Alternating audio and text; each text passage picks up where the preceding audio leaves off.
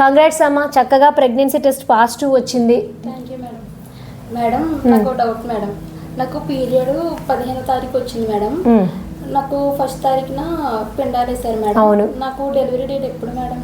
So నీకు ఇప్పుడు 1st తారీఖున పిండాలు వేసాం, 15th సెప్టెంబర్న నీకు పీరియడ్ డేట్. ఇప్పుడు డెలివరీ డేట్ ఎప్పుడు? ఈరోజు నీకు ప్రెగ్నెన్సీ టెస్ట్ పాజిటివ్ వచ్చింది.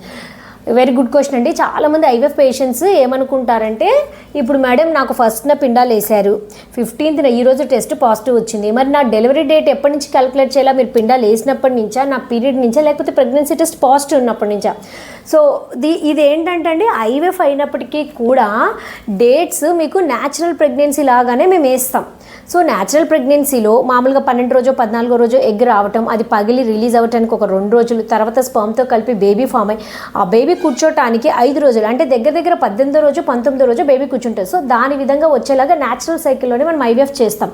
సో ఎంటైర్ ఐవీఎఫ్ కూడా న్యాచురల్ ప్రెగ్నెన్సీ లాగానే సమానం. సో న్యాచురల్ ప్రెగ్నెన్సీలో ఏ విధంగా అయితే మనం డేట్స్ క్యాలిక్యులేట్ చేస్తామో, అంటే నీ ప్రకారం ఎప్పుడు వచ్చింది తల్లి? 15th సెప్టెంబర్న date. So 15th September నుంచి ఇప్పుడు 15th అక్టోబర్కి ఒక నెల అయింది. ఈరోజు నీకు పాజిటివ్ వచ్చింది అంటే 4 వారాలు, నెలలో 4 వారాలు అంటే నీకు ఇప్పటికి ఎన్ని వారాలు లెక్క? 4 వారాలు లెక్క, అంటే ఒక 1 మంత్ ప్రెగ్నెంట్ నువ్వు ఇప్పుడు. సో అలాగే మళ్ళీ 15th అక్టోబర్ నుంచి 15th నవంబర్, 15th నవంబర్ నుంచి 15th డిసెంబర్, అట్లా నీ డెలివరీ డేట్ని 9 నెలలు క్యాలిక్యులేట్ చేస్తాం. మామూలు ప్రెగ్నెన్సీ అయితే ఎలా క్యాలిక్యులేట్ చేస్తామో దీన్ని కూడా అంతే క్యాలిక్యులేట్ చేస్తాము. ఐవీఎఫ్కి కానీ న్యాచురల్ కానీ ఎటువంటి తేడా ఉండదండి. క్యాలిక్యులేషన్ అయితే సేమ్ ఉంటుంది, సింపుల్ ఉంటుంది. అర్థమైందా ఇప్పుడు? Thank you.